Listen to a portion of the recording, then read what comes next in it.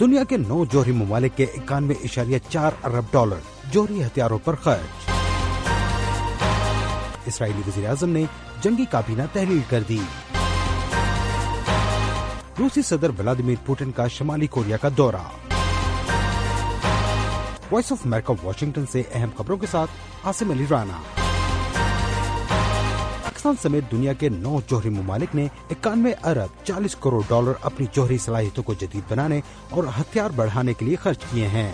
اس رقم کے خطیر ہونے کا اندازہ اس طرح بھی لگایا جا سکتا ہے کہ ہر ایک سیکنڈ میں تقریباً $3000 خرچ کیے گئے۔ پیر کو international campaign to abolish nuclear weapon نامی تنظیم کی جانب سے جاری رپورٹ کے مطابق یہ رقم ضائع کی جا رہی ہے، کیونکہ جوہری ہتھیار رکھنے والے ملک اس بات پر متفق ہیں کہ جوہری جنگ کبھی نہیں جیتی جا سکتی اور نہ ہی لڑی جانی چاہیے۔ تنظیم کے مطابق 91.4 ارب ڈالر سے موسمیاتی تبدیلیوں کا مقابلہ کرنے کے لیے سالانہ 1 کروڑ 20 لاکھ سے زائد گھروں کے لیے ہوا سے بجلی پیدا کرنے کی ادائیگی کی جا سکتی ہے۔ رپورٹ میں کہا گیا کہ جوہری ہتھیاروں سے لیس ریاستوں نے 2022 کے مقابلے میں 2023 میں جوہری ہتھیاروں پر 10.7 ارب ڈالر زیادہ خرچ کیے۔ اس میں 80% اضافہ امریکہ کی جانب سے ہوا ہے۔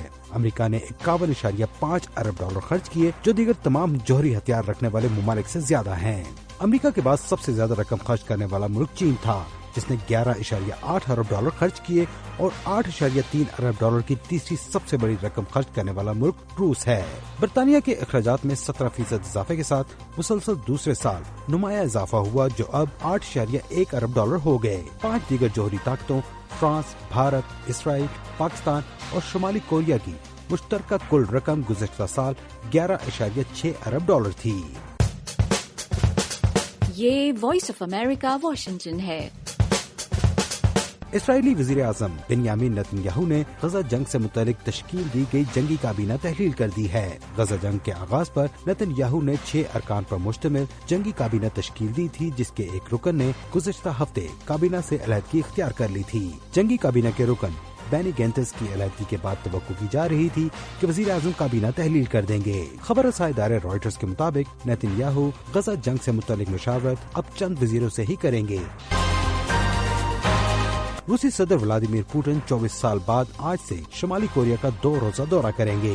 کرملن کی جانب سے جاری کردہ بیان کے مطابق صدر پوٹن شمالی کوریا کے سربراہ کم جونگ ان سے ملاقات کریں گے۔ اس دورے کے حوالے سے دونوں ممالک کی طرف سے مزید تفصیلات جاری نہیں کی گئیں۔ کرملن کے مطابق شمالی کوریا کے رہنما کم جونگ ان نے 2019 میں اپنے دورہ روس کے دوران صدر پوٹن کو شمالی کوریا کے دورے کی دعوت دی تھی۔ روسی صدر ولادیمیر پوٹن کا کہنا ہے کہ دونوں ممالک نے گزشتہ 70 سالوں میں برابری، باہمی احترام اور اعتماد کی بنیاد پر اچھے تعلقات اور شراکت داری کو فروغ دیا ہے۔ انہوں نے مزید کہا کہ وہ تجارت کا متبادل میکانزم تیار کریں گے جو مغرب کے کنٹرول میں نہیں ہوگا۔ دونوں ممالک مشترکہ طور پر غیر قانونی یک طرفہ پابندیوں کے خلاف مزاحمت کریں۔